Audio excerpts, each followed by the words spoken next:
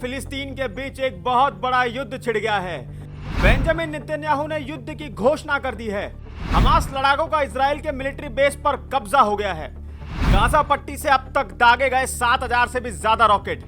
Israel ने भी उठाया हमास को खत्म करने का बीड़ा। पूरे इजराइल में आपातकाल की स्थिति। इजराइल पर हमला हमास की सबसे बड़ी गलती। शनिवार को हमास के लड़ाके इजराइल में घुस गए।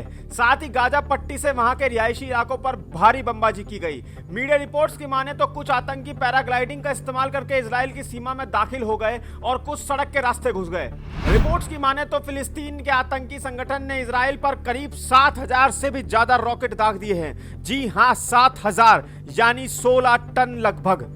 इतना ही नहीं, हमास के लड़ाकों ने इजराइल के ऑयल डिपो को भी उड़ा दिया। इन्हीं आतंकियों ने इजराइल के एक मिलिट्री बेस पर कब्जा कर लिया है और वहां मौजूद कई कर्मचारियों और स्पेशल फोर्सेस के लोगों को बंदी बना लिया है। कर्मचारियों को बंदी बनाने के अलावा वहां पर मौजूद टैंक और दूसरे गोला बारूद भी आतंकियों ने लूट लिए हैं।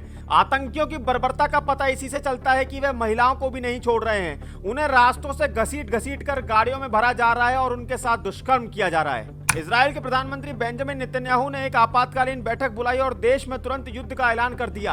अचानक हुए इस हमले से इजराइल हक्का बक्का रह गया और नागरिकों की सुरक्षा के लिए इजराइल ने रेड अलर्ट जारी कर दिया है। उन्होंने लोगों को बाहर निकलने से भी मना कर दिया है और घर में सुरक्षित रहने की सलाह दी है। इसके बाद जवाबी हमले में इजराइल ने भी गाजा पट्टी पर लड़ाकू विमान और फाइटर प्लेन से दनादन रॉकेट दागने शुरू कर दिए हैं।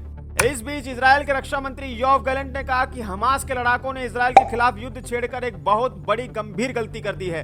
उन्होंने कहा इजराइल के सुरक्षा एजेंसी के जवान हर तरह से काबिल और मुस्तैद हैं, इसलिए घबराने की कोई बात नहीं है। मैं इजराइल के नागरिकों से सुरक्षा निर्देशों का पालन करने का आह्वान करता हूं। युद्ध हम जीत लेंगे। ऐसा बताया जा रहा है कि अमेरिका भी इस युद्ध को बारीकी से देख रहा है। अंतर्राष्ट्रीय स्तर पर भी कई देश इस युद्ध पर नजर बनाए हुए हैं। इनमें अमेरिका, यूक्रेन, इटली और फ्रांस ने इजराइल का सपोर्ट किया है। वहीं आतंकी संगठन हिजबुल्लाह जो कि लेबनान में स्थित है और सीरिया, ईरान ने भी फिलिस्तीन की वकालत की है। भारत के प्रधानमंत्री नरेंद्र मोदी ने भी ट्वीट कर इजराइल पर हमले की निंदा की है। उन्होंने लिखा, इजराइल पर हमले से पूरी तरह स्तब्ध हूं।